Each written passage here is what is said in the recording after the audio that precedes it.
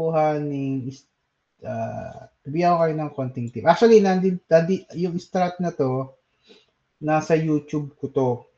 Nasa YouTube. Nakalagay ito sa YouTube ni Mentor Mark. Kung hindi nyo pa napapanood yung Mastery of Trendline, actually, naandun lang siya. So, ang ginawa ko dyan, actually, kumuha ako ng support. Tingnan nyo to keep in mind this itong support na to. Hindi pa to nangyayari. Pakita ko sa inyo Sa pagkuha ng support and resistance, lagi niyong tatandaan, parang meron, dapat ang mata mo, kapag nakakita ka ng support, kunyari, nakita mo, gumagalaw yung price. Dapat yung mata mo, kung marunong ka ng trader kung malupit ka ng trader ka, dapat, tinitingnan mo pa lang yung coin, alam mo na kung anong klaseng, ano yan. Tinitingnan mo pa lang siya, alam mo na kung anong PIB level yan. Meron na ba sa inyo ganon? Nasa ganong part, nasa ganong status na ng buhay niya. Hindi niya pa nakikita, kung hindi pa siya nag-PIB, alam na niya na yung lugar na yon ay 0.618 na, 0.5 na, 0.382, mga ganon. Halimbawa, hindi mo pa nakikita na ang price ay bumababa. Ay nakita mo na gumanto na, nandito na siya yung price. Hindi mo pa yan pinipib. Hindi mo pa yan pinipib. Alam mo na yun sa sarili mo na 0.618 na yan. Meron na, nandun na ba kayo? Kapag nandun na kayo sa part na yon na hindi ka na nagbubuklat ng PIB para i-confirm siya, mata mo pa lang, sapat na. Ibig sabihin, medyo advanced ka na. Pero, kapag wala ka pa na ganun, practicein mo palagi. Kasi kapag marunong ka nang gumamit ng mata-mata, kumbaga invisible PIB na. Pag sinabi natin invisible PIB, without putting Fibonacci, alam mo na yung level na kung nasan siya ngayon, 618 na. Tulad nito, di ba? Kapag naglagay ako ng fib dyan, itong lugar na to, 618 na to. 618 na yan.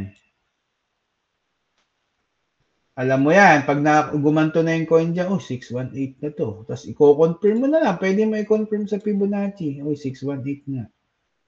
Ganon. Nandyan na ba kayo ganon sa part na ba kayo na ganon? Kapag nandun na kayo, ibig sabihin, napakalupit mo na. So, ang ginawa natin dito kagabi, kinuha natin yung support, wherein ang pinaka-kinuha kong support, this one, kasi bumababa siya. May naalala ako, sabi ng isang leader, hindi na kaya itong leader na to, meant, babasag na to ng RSI 50 sa 1 hour. Sino kaya yun? Ako yun, men. Kaya Soren. Pero sabi ko, it cannot happen. Hindi yan pwede mangyari. So, nilagyan ko ng trendline dito.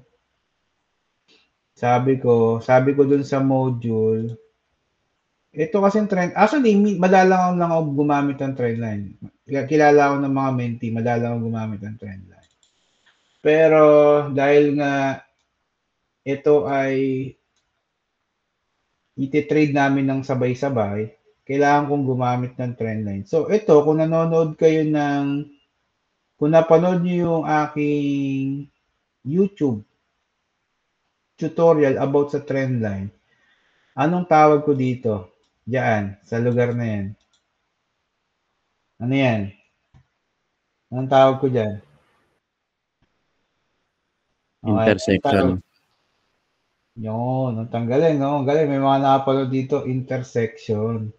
Pag sinabing intersection, meron siyang support, meron siyang trend line, yung choke point mo nandito sa gitna niya, nasa gilid niyan. Nasa gitna niya. Ibig sabihin, bago ito mabutas, ang dami niyang, kunyari bumaba siya. Bago yung mabutas, dadaanan niya itong tatlong choke point niya. Ano kaya yung tatlong choke point na yun? Ano yung choke point na yun? Choke point no? Parang pangit pakinggan. Para pag sinapalarinig ko yung choke point, sinasakal, chino-choke, tapos chino-choke pa. Sana bala. Bahala lang kayo mag-isip ko ano yun. Sinasakal, tapos chino-choke. Bahala kayo. Ano maisip nyo? Chino-choke. Basta chino-choke. Parang si Undertaker, di ba? Chino-choke. Undertaker, binubuhat. Chino-choke siya. Bahala na kayo. Okay. Ano yung mga tatlong ano na yan? No? Ano yung tatlong pumigil sa price na to? Bakit nag-hold dyan? Una, trend line. This one. Meron akong tinatawag na kung tawagin namin sa mga mentees. Tatlong kalbo. Tatlong kalbo. Wala lang. Nisipan na namin ganun ang tawag namin. Tatlong kalbo. Ang strat na yon, guys, is kapag ang isang naglagay ka ng trend line, tapos merong isa, dalawa, yung pangatlong baba niyan dyan, basta pangatlo yung pangatlong pagbaba, merong chances na yan ay magbabounce. Like, katulad nito, di ba? Yung pagbaba niya dito, if hindi pa ito nangyayari, itong part na to, hindi pa ito nangyayari mapapansin nyo dyan, yung pagbaba niya dito, yun, bumaba siya dun sa trend line na yun, nag-hold, biglang nag-pump ng pataas. Kita nyo? Nung tawagin namin yan, tatlong kalbo. Kumbaga, isa, dalawa, yung pangatlo very crucial yan, very essential yan, na pag bumomba yan pababa dyan sa ikatlong touches, talagang nagkakaroon ng reaction. Pero hindi ko sinabi na reaction agad-agad, pero napapump siya agad. Pero merong parang kuryente na kapag yung price is pangatlong bounce doon sa trend line na yun, pangatlo, nagkakaroon siya ng reaction. Nagbabounce, talagang nire-reject siya ng trend line. Tinataboy siya paalis. Pangatlo kasi. Bakit? Bakit kaya? Base sa textbook scenario kasi, ang isang trend line, para mabuo as good trend line, kailangan composing siya ng 2 to 3 touches. If pangalawa pa lang na-touch yan, hindi pa yan matatawag na trend line talaga. But, ang bubuo sa kanya para maging legit na trend line siya is dapat 3 touches siya dito. Okay? Para maging valid na trend line siya.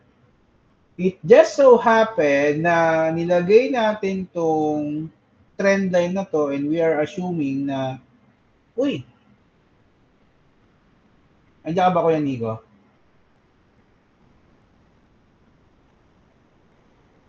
Andiyan ka? Paramdam ka? Kuya Nico, andiyan ka ba? Wala si Kuya Nico. Record mo nga to, Kuya. Ganda to eh. Ngayon mga record. Naparecord natin yung Kuya Nico. Oh!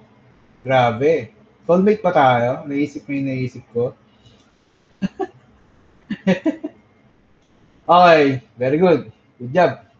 So, it just so happened na paglagay ko ng trend line na to, meron siyang support. Nagkaroon siya ng intersection. Okay. Ngayon, ano yung tatlong choke point? Ba't siya na-choke dyan? Bakit siya na-choke? Sa part na yan. Tingin nyo, bakit siya na-choke dyan? Ang dahilan. Horizontal support natin. Tatlo yan. Ano yung una? Trend line? Horizontal, tsaka horizontal. Horizontal, ano pa?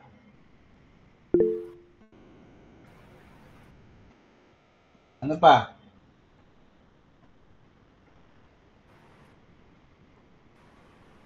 Ano pa, guys? Pavement. 618, sir. 618. May pig kasi. May pig siya. Oras. Dito. Yan. Yun. 618. So, ibig sabihin, merong tatlong choke point dyan. Merong tatlong haharang na support na pwedeng pumigil sa pagbaba ng price. Kaya sabi ko, okay, so meron tatlong choke point dyan, nahanapin natin yung pinaka-the best na entry para doon. Actually, kinuha ko tong entry na to, yung part na to. Sabi ko, ito. Kaya mapansin nyo, kahit ako sa inyo, yung sinabi ni Kuya Paeng, kanina, yung ano, sabi ko, first buy namin dito sa 1790 and then second buy namin is 1755. Ito hanggang dito. Kasi minsan sumusundot siya eh. Ito nga. So, ibig sabihin, without using Fibonacci, tingnan nyo to kahit wag mong tignan itong Fibonacci, magkaroon ka lang ng, masanay lang yung mata mo na itong price na to ay pag nag-fib ka, madali lang makita, di ba? Kapag nag-fib ka, merong 618 doon, hindi pa siya bumababa, titingnan mo lang sa mata mo ng invisible. Invisible lang siya, makikita mo sa area na to, meron talaga siyang 618. Nababangga doon sa horizontal, nababangga sa PIB, babangga sa trend line, so magkakaroon ng traffic. Magkakaroon sila ng pag-traffic dyan. At since nagta-traffic dyan, may pumipigil dyan na bumabayan. Men, matatawag ba na major support ang 618 kapag di nakikita sa higher time frame? Dapat makikita sa higher time frame. Kasi kung di nakikita sa higher time frame, hindi pwedeng tawagin major yan.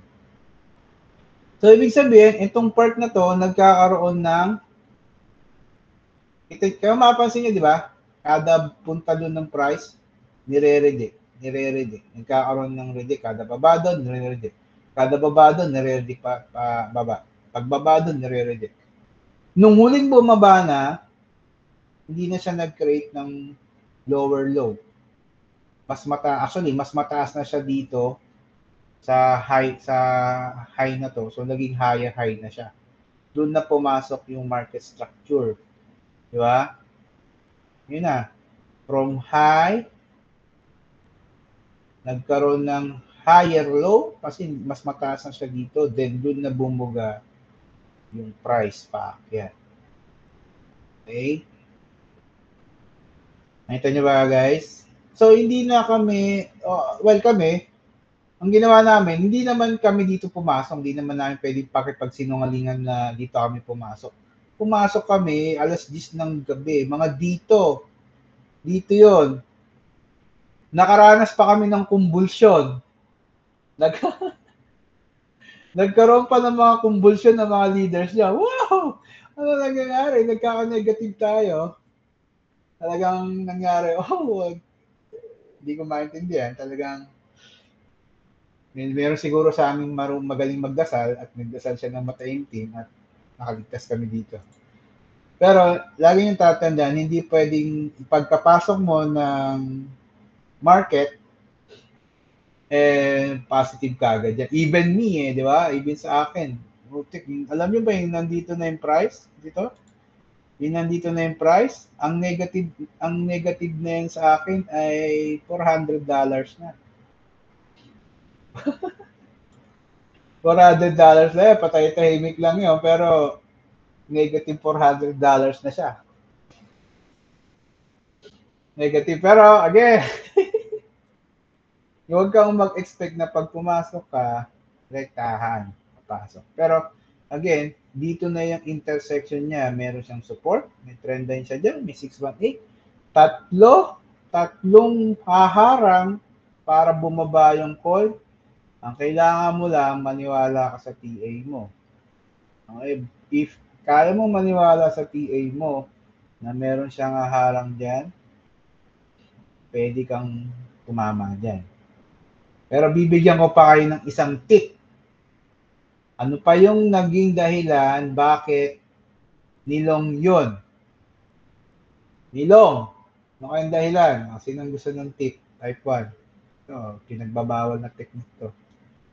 Ginawa ng tip. Gandang tip to. Babaunin nyo to. habang kayo ay nagtitrade. O ngayon, kung talaga mabitin kayo dyan, edi enroll na lang kayo ng mentoring, one-on-one mentoring. Pero ibibigay ko sa inyo ng libre to. Ano kayang reason kung bakit bukod dun sa tatlong pagpigil niya pagbaba, nilong pa rin namin. Ipakitaan ko kayo ng isang tatanungin ko kayo, be honest guys ha. Tatanungin ko kayo. What? Uy, nangyari? Pare, chill ka lang. Ano nangyari sa'yo, pare? Ano nangyari? Teka. Oh. Teka lang, masyadong mainit tong mouse ko. Medyo mainit. Bibigyan ko kayo, tatanungin ko kayo. What if ganito yung nakita mo? Ito yung candle ha. Nakakita ka ng bearish cross. Ano ang magiging reaction mo dyan? Nakakita ka ng bearish cross.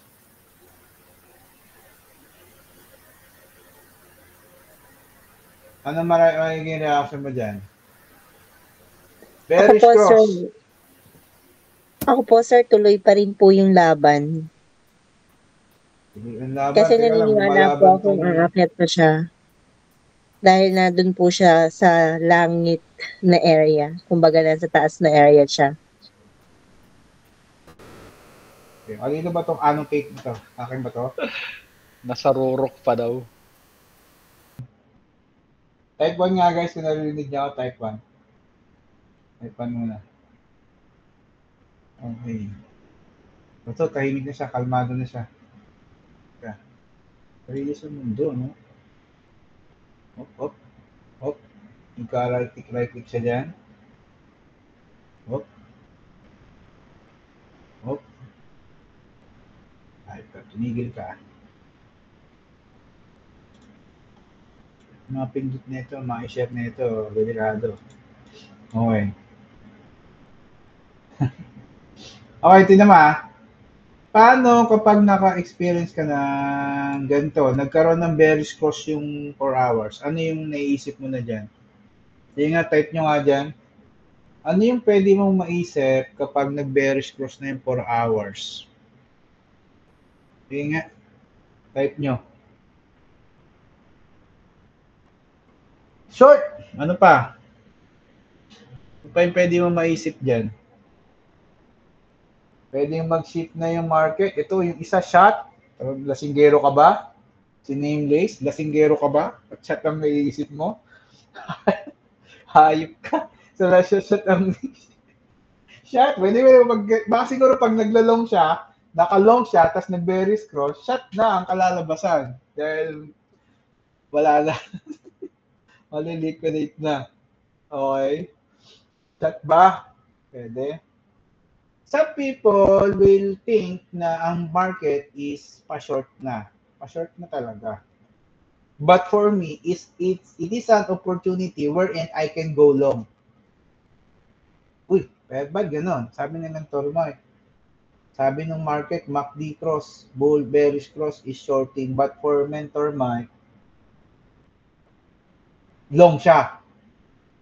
Bakit? Market structure. Market structure, pwede. Meron na kaya. Ano sa tingin? Bakit kaya? Bakit kaya? Nasa bullish territory pa rin yung MACD. Bullish territory MACD, pwede.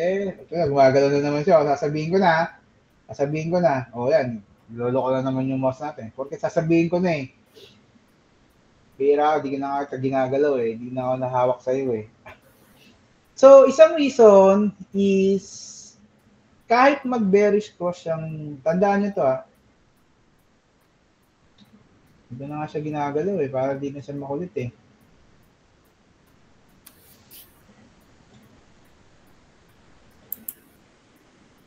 Yan, dalawa na yung MACD.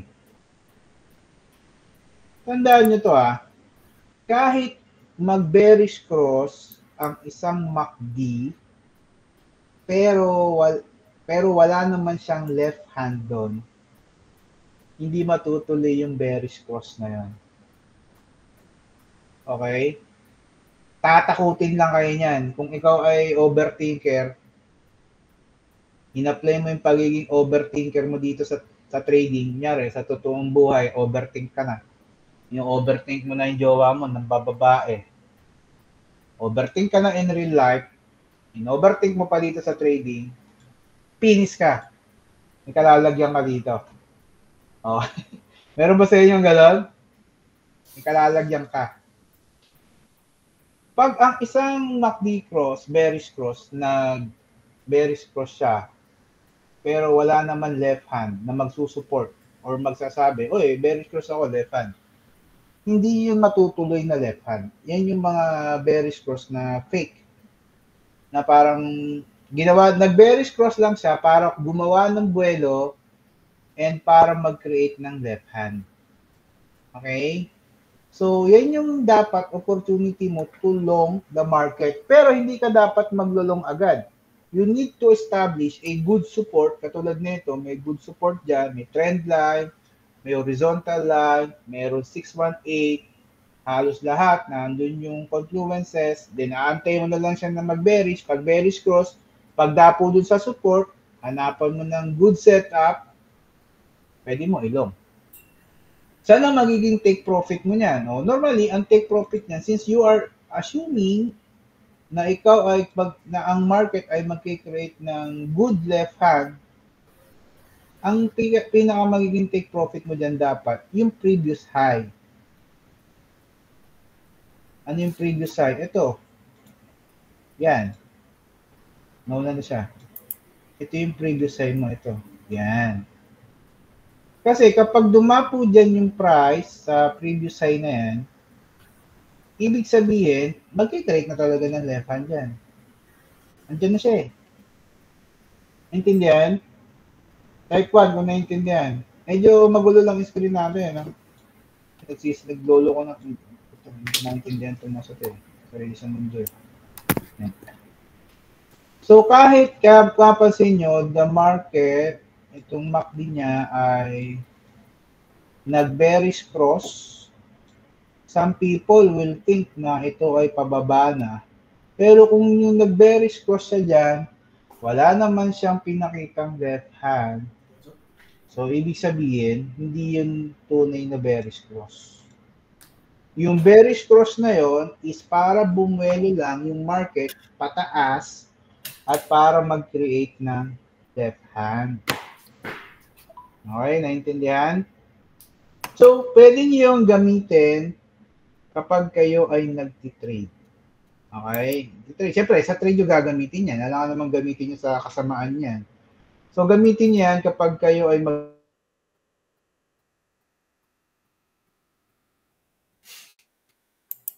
yan. Same. Kapag nakakita ka ng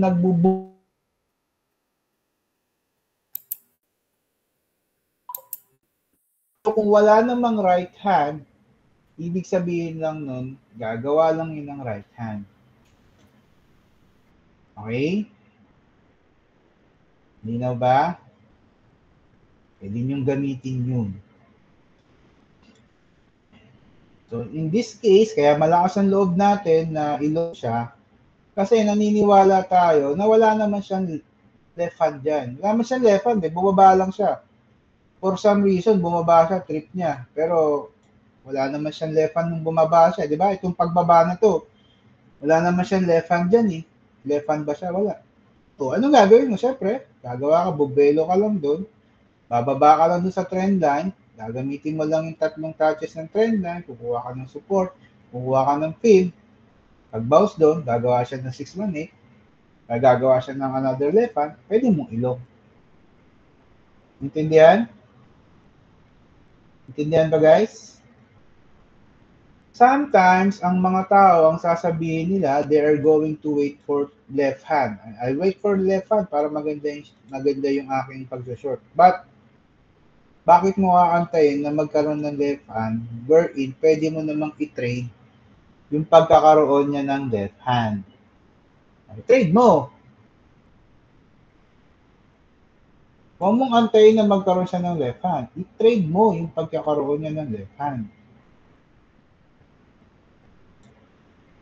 Be aggressive. Be aggressive.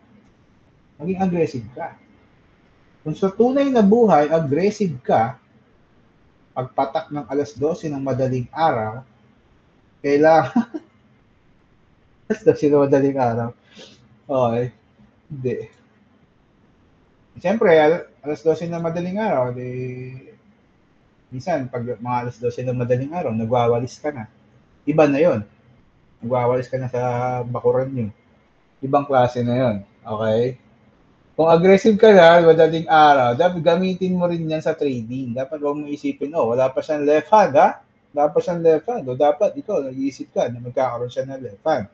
If you're thinking na magkakaroon ng left hand dyan, dapat ang iniisip mo, maglolong ka. Okay? Intindihan? So, that's our confluences. Kaya namin nilong yun. That's why, pag ganun ka naka-confident sa trades mo, hindi ka na matatakot maglagay ng mataas na margin dyan. Hindi na matatakot dyan. Diba? Hindi ka matatakot dyan kasi alam mo na yung ginagawa mo. Kaya minsan pag bumababa yung MACD na yun, nagbe-bearish cross, trash talkin mo yung dapat tinatrash talk nyo yung coin eh. Pagka nakita mo nagbe-bearish cross yan, tinatrash talk nyo yan. Ang ginagawa mo? Nagbe-bearish cross ka dyan, wala ka namang reason para mag-bearish cross. Diba? Trash talkin mo. Yun yung pagkakataon mo para i-trash talkin siya. Pare, nagbe-bearish cross ka, wala ka naman left hand dyan. Ka, nanti-trip? Ha? Hindi mo ako maloloko. Tinuruan na ako ni Mentor Mike na ito ang gagawin ko sa'yo. Hindi kasi ako makapagbigay pa ng marami pang example, kayo na lang mag-backtest. Kasi pag ginawa ko ito, sinare ko na naman yung screen ko, magwawala na naman siya. Pero since alam nyo naman na yung reason on how to find a setup na ganun, i-backtest nyo na lang. Gusto ko sana magpakita pa ng ibang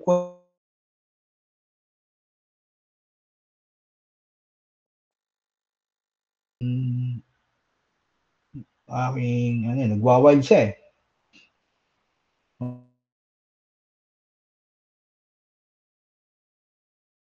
Yan. Type 1. Okay. Mali na. Type 1. Tingnan natin kung nakakaintindihan tayo mga pre. I hope meron kayong natutunan dun ha. Sana meron kayong natutunan dun sa lens refinement natin. Alright. Sige. Ngayon, ako naman ang magre-request sa inyo. Bukas, tayo ay, ano ba bukas? Thursday. Meron tayong Traders Confession. Kung kayo ay kung kayo ay may mga kwento about sa trading, either kung ano man yan, you want to share with us yung inyong journey sa trading, email nyo sa akin. mentormike.cmm@gmail.com. Kahit anong confession ang sabihin mo, hindi namin sasabihin ang tunay mong pangalan. Like last week, merong isang student na ang kanyang asawa daw ay nalulong sa sugal. Di ba? Para at least yung ating community makarelate din. Na nangyayari pa lang gano'n, na may akala ko, babae ba yun? Yung asawa ng babae ang nalulong sa sugal. If hindi ako nagkakamali, babae. Baliktad, di ba? Dapat ang lalaki nalulong sa sugal, pero yun ay babae ang nalulong sa sugal. So ngayon, kung meron kayong mga gustong i-share na stories about sa trading, yan. Pwede kayong mag-email sa akin dyan, mentormike.cmm@gmail.com, and then babasahin natin tomorrow yung inyong kwento. Mamaya yung kwento mo napakaganda and maka-inspire ka pa ng iba nating member dito sa community. Right? Hindi na ba guys? Na sobra sa scatter. Okay. Then, bukod doon,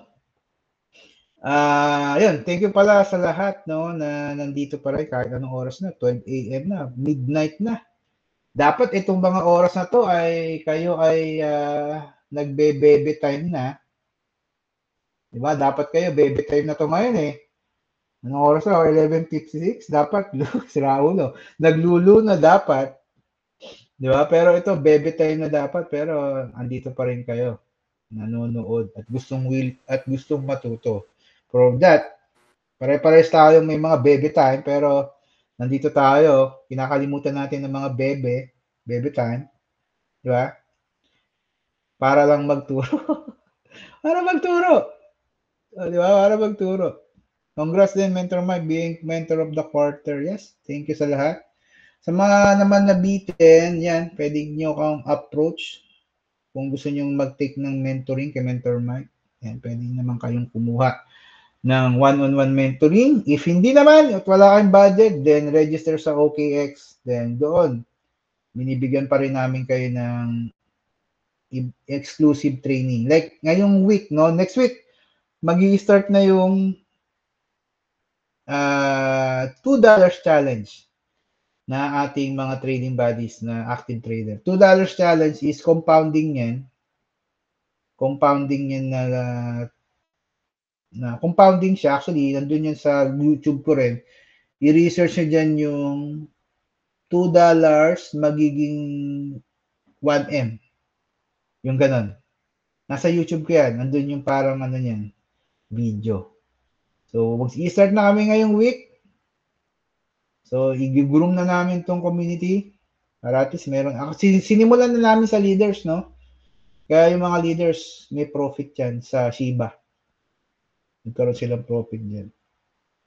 So, sana, lahat din ng mga nandito ay makasama rin namin doon sa goal namin. Medyo matagal nga lang kasi nga right now, matagal eh. So, mahirap talaga magpaano ng community, mag-handle, lalo na busy-busy tayo. May mentoring, meron din tayong family, di ba? Meron din tayong ibang ginagawa sa buhay, hindi lang naman trading, di ba? O, maraming salamat sa inyo. Parang early entry for bounce, well, hindi siya parang early entry. Kasi nga, di ba, nag-negative pa nga ako. Sabi ko nga, nag-negative pa. Nag-negative, parang negative 20% siya. Nag-negative 20%. Diba? Ganung, ang margin natin doon ay 2K USDT or 100,000 pesos. So, medyo makati yun. Mas makati yun sa bumbunan. Pero syempre, since marunong ka talaga magtiwala sa TA mo, hindi ka matatakot eh. Hindi ka matatakot. Kung ma-invalidate man yan, di tanggap mo pa rin. 10x yun. 10x. Naka-cross yun. Naka-cross yun. Okay. May sasalo doon. May pangsalo tayo doon. Alright.